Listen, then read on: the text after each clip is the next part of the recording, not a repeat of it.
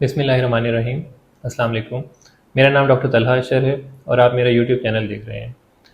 आज जो हम वीडियो बनाने जा रहे हैं बेसिकली वो डेंटल स्टूडेंट्स और पेशेंट्स दोनों के कुछ सवालात का जवाब देने के लिए है। जब भी हमारे पास यंग फीमेल पेशेंट्स विज़िट करती हैं तो हम उनसे दो सवाल ज़रूर करते हैं। एक हम उनसे पूछते हैं क्या आप प्रेग्नेंट हैं या नहीं, और दूसरा हम उनसे पूछते हैं कि क्या उनको कभी डायबिटीज़ मेलाइटिस उन्होंने चेक करवाई है, उनको शुगर का मर्ज़ है या नहीं है। तो आज इस चीज़ पर हम फोकस करेंगे। इससे पहले मैं वीडियो बना चुका हूँ जिसमें हम प्रेगनेंसी जिंजिवाइटिस को और प्रेगनेंसी पेरियोडोंटाइटिस को हम डिस्कस कर चुके हैं। तो आज की जो वीडियो है वो गेस्टेशनल डायबिटीज़ मेलाइटिस के बारे में है, जो कि बहुत ही इंपॉर्टेंट है। अब इसको हम एक सिनेरियो में डिस्कस कर लेते हैं जिसमें हम देखेंगे कि ये होता क्या है और उसके साथ साथ इसकी कैसे मैनेजमेंट करनी चाहिए और इसमें पेशेंट की काउंसलिंग कैसे करनी है आपने, और उसके साथ इसकी डेंटल ट्रीटमेंट्स कौन कौन सी है जो हम इस सिचुएशन में परफॉर्म करेंगे। तो सबसे पहले हम देखते हैं कि गेस्टेशनल डायबिटीज़ मेलाइटिस क्या चीज़ है। अगर एक पेशेंट हमारे पास प्रेजेंट होती हैं, फ़र्ज़ करते हैं कि 34 टू 35 ईयर्स की पेशेंट हमारे पास फीमेल आई हैं और उनकी कंप्लेंट ये है कि उनको ब्लीडिंग गम्स का इशू है।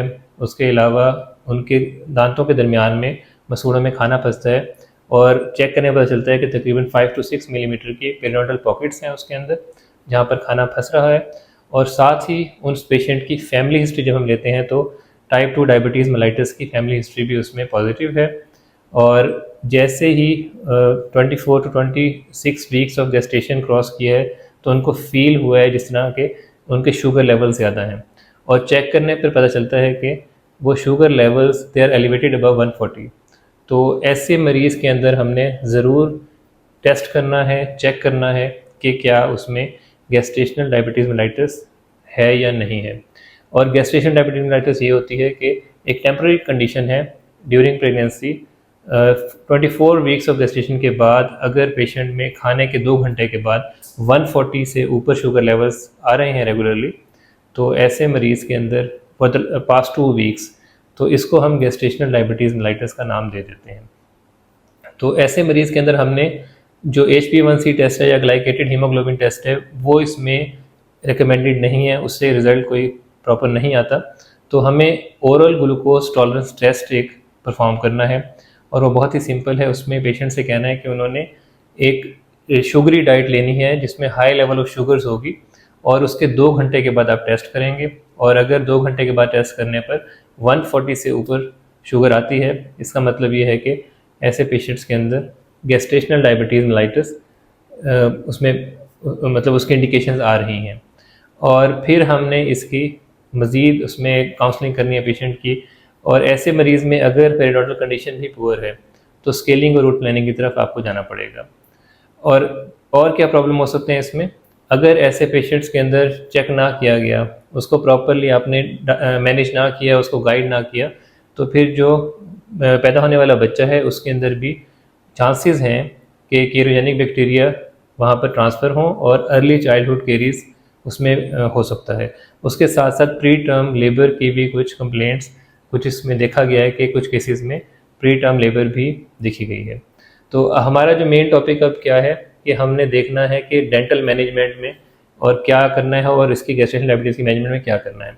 तो गेस्टेशनल डायबिटीज़ की जो मैनेजमेंट है उसमें आपने पेशेंट को सबसे पहले डाइटरी मॉडिफिकेशन गाइड करनी है कि अपनी डाइट को वो मॉडिफाई करें और उसको देखें, अपने शुगर लेवल्स को मॉनिटर करें प्रॉपरली। क्योंकि ऐसे मरीज़ के अंदर अगर फास्टिंग देखा जाए तो 95 या उससे नीचे होगा। अगर इसमें 1 और आफ्टर ब्रेकफास्ट या खाने के 1 घंटे बाद हम देखें तो लेवल्स जो हैं वो 140 प्लस जाएंगे और 2 आवर्स तक फिर 120 तक आ जाएंगे या 140 से ऊपर जाते जाएंगे। तो ये तमाम चीज़ें मॉनिटर भी करनी है, उनको रेफ़र भी करना है किसी भी डायबिटोलॉजिस्ट के पास ताकि वो प्रॉपर उसको चेक कर सकें। डाइटरी मॉडिफिकेशन के साथ हम उनको एक्सरसाइज का भी गाइड करेंगे कि आप एक्सरसाइज भी कीजिए। उसके साथ साथ हम उन्हें ये बताएंगे कि उन्होंने सेल्फ ग्लूकोज मॉनिटरिंग करनी है कि खुद उन्होंने चेक करते रहना है ग्लूकोज लेवल्स उनके क्या हैं। अगर इन तमाम चीज़ों के साथ भी लेवल्स चेक में नहीं आते और इन तमाम वैल्यूज़ में नहीं आते, इससे ज़्यादा जाने लगते हैं, तो ऐसी कंडीशन में मेडिकेशंस भी देनी पड़ सकती हैं। और मेडिकेशन के लिए फिर उन्हें प्रॉपरली आपको रेफ़र करना पड़ेगा कि अपने स्पेशलिस्ट से वो मेडिसिन लें शुगर की। और उसके अलावा इन मरीज़ों के अंदर काउंसलिंग क्यों ज़रूरी है कि ऐसे पेशेंट्स, ऐसी फ़ीमेल्स जो कि गेस्टेशनल डायबिटीज़ मेलाइटिस का शिकार रहीं तो अगर उनमें प्रॉपरली मॉनिटर ना किया गया या स्क्रीन ना किया गया तो बाद में वक्त के साथ आफ्टर डिलीवरी हो सकता है कि उनमें टाइप 2 डायबिटीज़ मेलाइटिस जो है वो उसमें इनमें डेवलप हो जाए प्रॉपरली। और इसमें बेहतर क्या है कि 12 वीक्स आफ्टर द डिलीवरी या पोस्टमार्टम पीरियड जो है उसमें इनका प्रॉपरली ग्लूकोज चेक किया जाए, इनकी डायबिटीज़ को चेक किया जाए और फिर एवरी 3 ईयर्स प्रॉपरली टेस्ट करके इवन HbA1c करके या रैंडम और fasting blood sugar level check करके देखा जाए कि क्या इन्होंने टाइप 2 डायबिटीज़ मेलाइटिस डेवलप तो नहीं कर लिया अपने अंदर। तो ये तमाम चीज़ें जहन में रखनी है जब भी आपके पास फीमेल पेशेंट्स प्रेजेंट करती हैं, यंग फीमेल्स, और उनमें कोई प्रेगनेंसी की हिस्ट्री है और साथ में आप देख रहे हैं कि उनमें पेरिडोनल पॉकेट्स बन रही हैं, ब्लीडिंग गम्स का इशू है, ब्लीडिंग ऑन प्रोबिंग है उनके अंदर और मसूड़ों का मसला है, तो ऐसे मरीज़ के अंदर ज़रूर चेक करना है क्या उसमें डायबिटीज़ मेलाइटिस भी डेवलप हो तो नहीं चुका। और डेंटल मैनेजमेंट के लिहाज से देखें तो तमाम जो डेंटल ट्रीटमेंट्स हैं वो हम परफॉर्म कर सकते हैं इन केस ऑफ एमरजेंसी। जब नॉन एमरजेंसी कंडीशन है और साथ में शुगर लेवल्स बहुत ज़्यादा रेज हैं तो उनको हमने डिले करना है।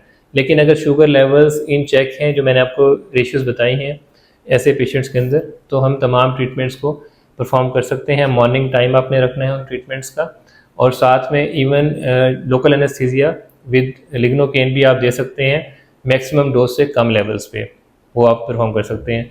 आफ्टर द ट्रीटमेंट जैसे आपने कोई इनमें इवन रूट कैनाल आपने की है या इनमें आपने स्केलिंग और रूट प्लानिंग को परफॉर्म किया है तो मेडिकेशंस भी एडवाइस की जा सकती हैं जिनके अंदर पेन किलर्स के लिए एसिटामिनोफेन या पैनाडोल की आपने प्रेस्क्राइब करनी है।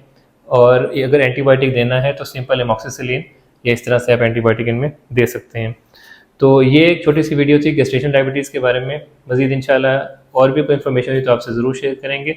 अगर आपको वीडियो पसंद आई तो इसको लाइक कीजिएगा, दोस्तों से शेयर करें और चैनल को सब्सक्राइब कर लें ताकि मज़ीद वीडियोज़ भी आप देखते जाएँ। Thank you very much.